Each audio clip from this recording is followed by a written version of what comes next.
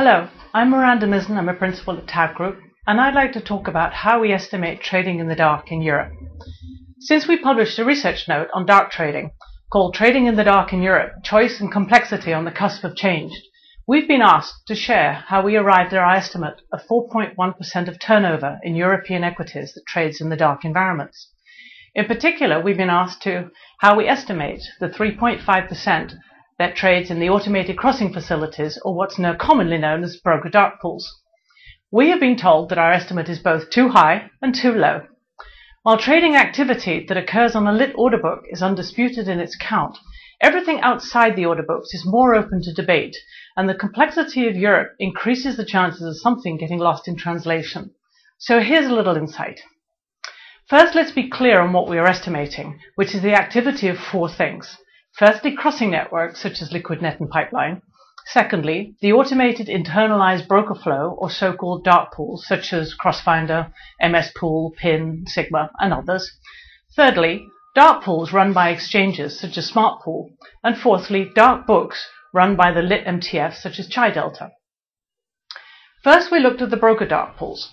And it's important to be clear on the OTC activity that we were not estimating, and therefore we needed to strip out of the total traded outside the lit order books when we looked at them. And this includes, for example, risk trades where the proprietary trader puts up capital to fill a client order, swaps, manual agency crosses such as blocks of stocks crossed by sales traders trading on the telephone, and corporate placements, algorithmic crossing where the cross did not occur in the dark pool, and after-hours bookings and internal book transfers, and there are a host of these. So where we started is we looked at the 100% of the order flow, but only some of that is eligible for the dark environment. And of this flow, only some is actually matched in the dark. So starting at 100%, we effectively deducted percentage points for the following. Firstly, stock coverage. Not all markets have competition, fragmentation of liquidity, nor dark pools. Secondly, order flow targeting lit markets. Orders that seek the lit market because they have little liquidity demand, or may be part of an index trade, or they need an immediate execution. Thirdly, access. Buy-side traders vary across Europe in which brokers they use, and the brokers in turn vary in their own connections, and most of them are limited in their reach to some extent.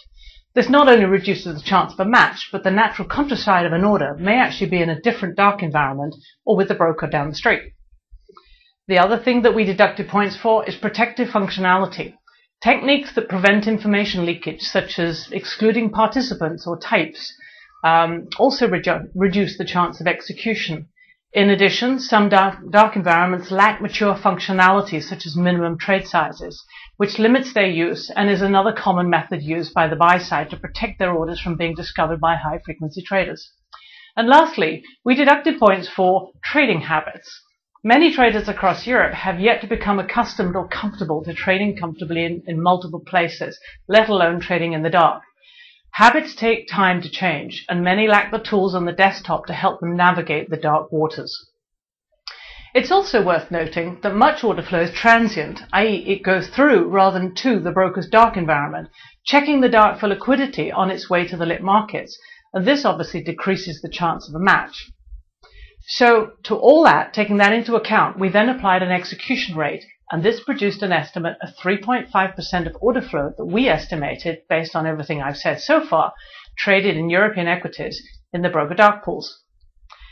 Using publicly available Reuters data, we then, plus some publicly available sources as a baseline, we then worked back our estimates from the bottom up. We validated our thinking in conversations with major sell-side firms and clients, and we also drew on interviews with 53 head buy-side traders in Europe that we conducted earlier this year. We then conducted a similar but simpler exercise to determine the market share for the crossing networks and the dark pools that run in the exchange and the MTF level. And together we arrived at an estimate of 4.1%. So as we get feedback from the industry and new sources of input are available to us, we constantly refine our estimates and methods and adjust our numbers as this keeps our market moving, and it's moving at the rate of knots. So that's how we counted in the dark this year. I'm Miranda Mizen, and this is TABB TV.